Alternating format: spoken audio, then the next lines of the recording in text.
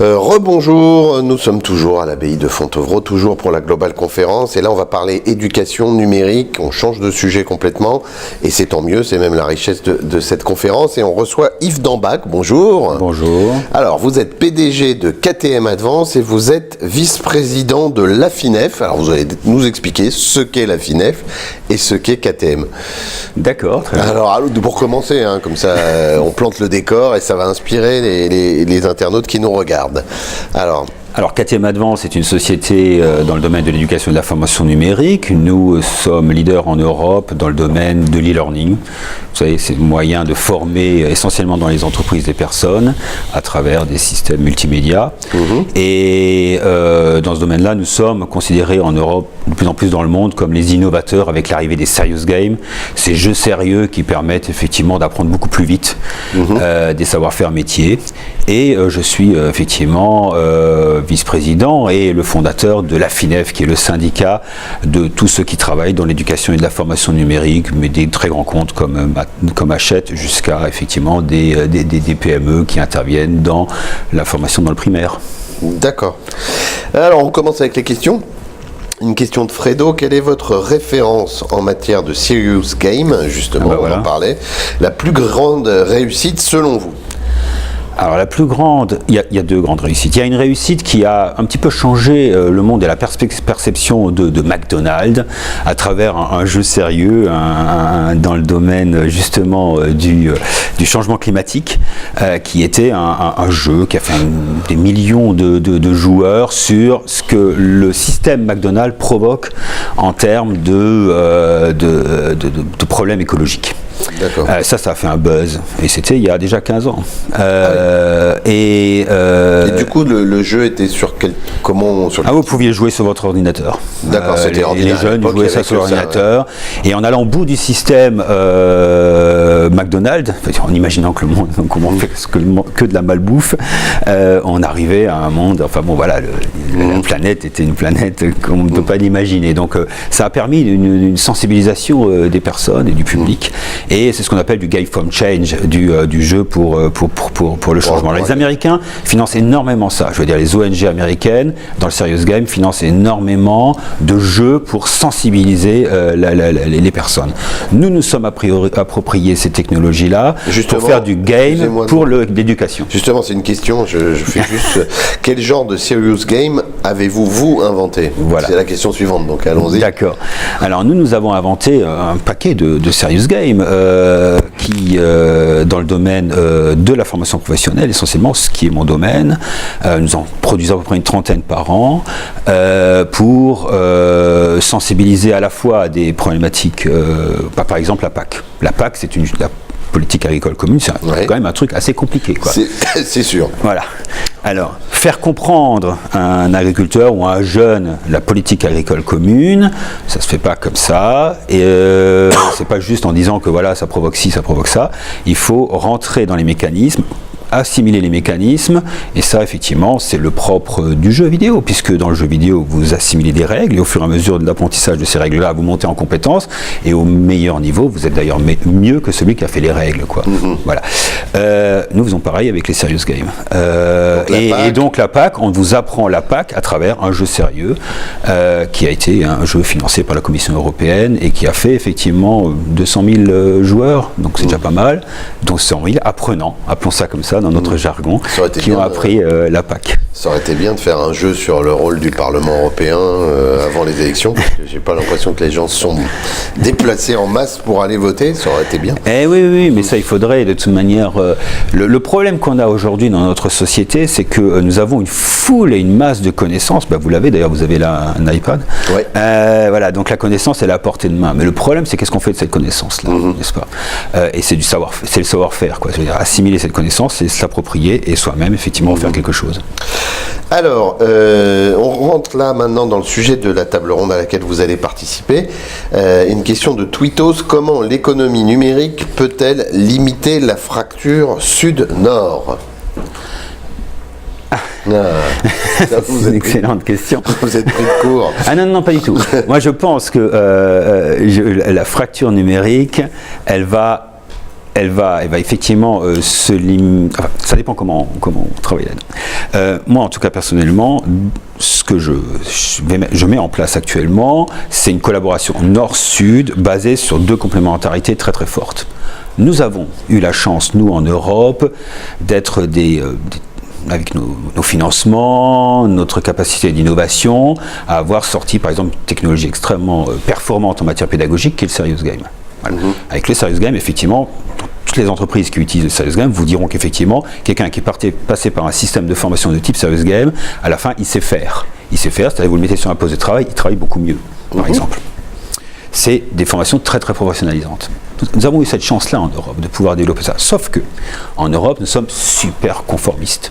Et introduisez ça dans des systèmes pédagogiques, l'éducation nationale, même la formation continue, la formation professionnelle, ça dérange tout le monde, ça remplace. Voilà, c'est les freins qu'on avait avec l'arrivée d'Amazon.com, n'est-ce pas? Amazon, je veux dire, qui va sur le marché de Fnac qui réagit pas assez vite, et puis maintenant tout le monde fait l'Amazon. On va avoir le même tsunami dans le domaine du numérique. Bon, simplement, on a des systèmes très très conservateurs. Dans le Sud, ils ont l'inverse. Ils ont des systèmes qui sont de moins en moins conservateurs parce qu'ils sont face à des challenges économiques et démographiques qui font qu'ils sont avides de ces nouveaux systèmes dits numériques. D'ailleurs, ils ont tous des mobiles, etc., etc. Ils sont avides d'utiliser ça. Pourquoi ? Pour s'élever professionnellement, pour s'élever dans la vie, pour gagner un peu plus d'argent, etc., etc. Ce qui est, voilà. Donc nous avons une complémentarité extraordinaire. Qui va réduire la fracture. Et nous avons à bosser ensemble. Nous avons besoin de travailler avec ces pédagogues du Sud, avec ces populations, avec ces gens qui ont besoin de ces technologies-là. Et nous avons également besoin, et ils ont besoin de nous parce que nous avons fait les innovations. Voilà, on est parfaitement complémentaires. Alors, une question de Julia87. Ne trouvez-vous pas que la France est très en retard en matière de e-learning comparativement aux pays anglo-saxons? J'imagine que dans la question de Julia, on parle plus de formation initiale, d'éducation nationale, employons le mot, que de formation professionnelle. Vous pensez qu'on parle des deux? On est en retard dans les deux? On est en retard dans les deux. Pour donner quelques chiffres dans le domaine de la formation professionnelle, parce que là on a des chiffres un peu plus que dans les autres domaines. La formation professionnelle en France, c'est à peu près 18 milliards d'euros. C'est quand même pas mal. Non, oui, c'est voilà. Alors, vous devriez, excusez-moi de vous couper, vous devriez faire un serious game sur les mécanismes de financement, parce qu'on n'y comprend absolument rien. 18 milliards d'euros. On sait que ça coûte très cher, mais on n'y comprend rien. Oui. Avec une efficacité relative. Et 7% à peu près vont vers l'e-learning. En Allemagne, 50% vont vers l'e-learning. Pardon, 25% en Allemagne et 50% aux États-Unis. Voilà, ça peut vous donner un petit peu une échelle de grandeur. Nous sommes effectivement, même économiquement, très en retard, et on le voit sur le terrain, mais ça, c'est parce que, pour la raison dont on parlait, pour la fracture nord-sud aussi, c'est parce que nous sommes un pays très très conservateur. Cela dit, il ne faut pas se méfier un petit peu toujours de ces histoires de flagellation, de retard français, parce que moi j'ai le souvenir d'il y a 15-20 ans, du retard français sur Internet. Bon, ça va, on n'est plus du tout en retard. Au contraire, on a inventé des trucs comme les box, etc., qui font qu'on est très en avance. Donc il faut pas, est-ce qu'on n'a pas aussi, on est conservateur, mais on n'est pas aussi à se flageller tout le temps, et que des gens comme vous, au contraire, travaillent dans leur coin et vont réussir à combler ce retard? Alors, ça dépend de quel point de vue on se place. Si on reste dans l'Hexagone, effectivement, par exemple sur Internet, on a effectivement, vous avez accès à Internet, etc., etc. Mais du point de vue de qui gagne énormément d'argent dans le numérique? Google, on le sait, Facebook, etc., etc. Aucun Français. Les Français, à partir du moment où vous arrivez à une certaine taille, soit vous êtes racheté. Donc effectivement, on a un retard dans le sens où il n'y a pas une seule. Peut-être Ubisoft avec 1 milliard, mais face aux autres, c'est pas grand-chose. Il y a très très peu effectivement de sociétés encore. Ils sont beaucoup plus au Canada qu'en France. Il y a peu d'acteurs français qui effectivement pèsent très très lourd dans l'économie du numérique. Donc là, effectivement, on a un vrai retard, ce qui est complètement incroyable parce qu'on a le potentiel pour être leader. C'est tout parfaitement, je pense parfaitement exact ce que vous dites. Mais il y a des mastodontes qui sont tous américains. Ils sont même pas. C'est au niveau de l'Europe qu'il y a un retard du point de vue capitalistique et des grandes entreprises qui dominent l'économie numérique. Il y a 3-4 acteurs qui sont tous d'origine américaine. Vrai. Et qui sont tous, d'ailleurs, ils sont même plus américains, parce qu'on voit bien qu'ils s'optimisent partout et qu'ils sont la mondialisation pour eux, c'est déjà du passé. C'est ils sont vrai. tellement dedans que... C'est vrai parce qu'ils ont une capacité d'investissement. Ça nécessite des fonds extrêmement puissants de suivre effectivement l'économie numérique.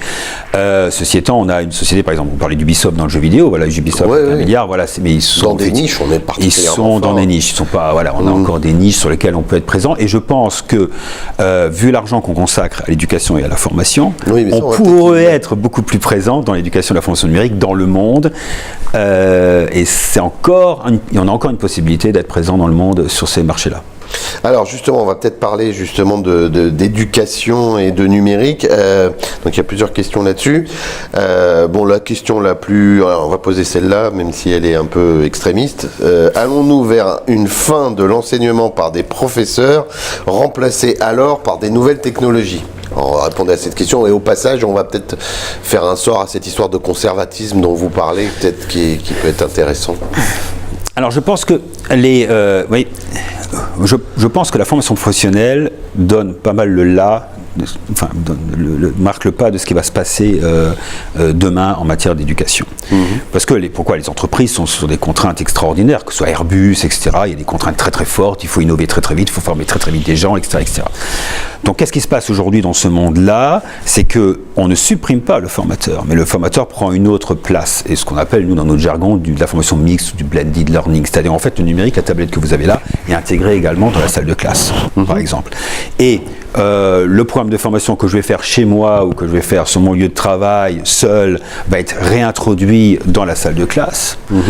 Et le formateur vient là, non pas pour faire de la transmission de savoir, la fameuse cours en salle, je veux dire, voilà, cours magistral, l'équivalent des MOOC, quoi. Je veux dire, voilà, c'est une cours magistrale. Excusez-moi. Et il est là pour m'accompagner, pour stimuler le groupe et pour vraiment dénouer des problèmes qui n'ont pas été réglés par le programme. Justement, à propos des MOOC, est-ce qu'on n'en est pas un peu à la préhistoire? Parce qu'effectivement, on a l'impression, je ne connais pas le sujet plus que ça, mais on a l'impression qu'on calque cet enseignement magistral avec des nouvelles technologies sans beaucoup d'interactivité.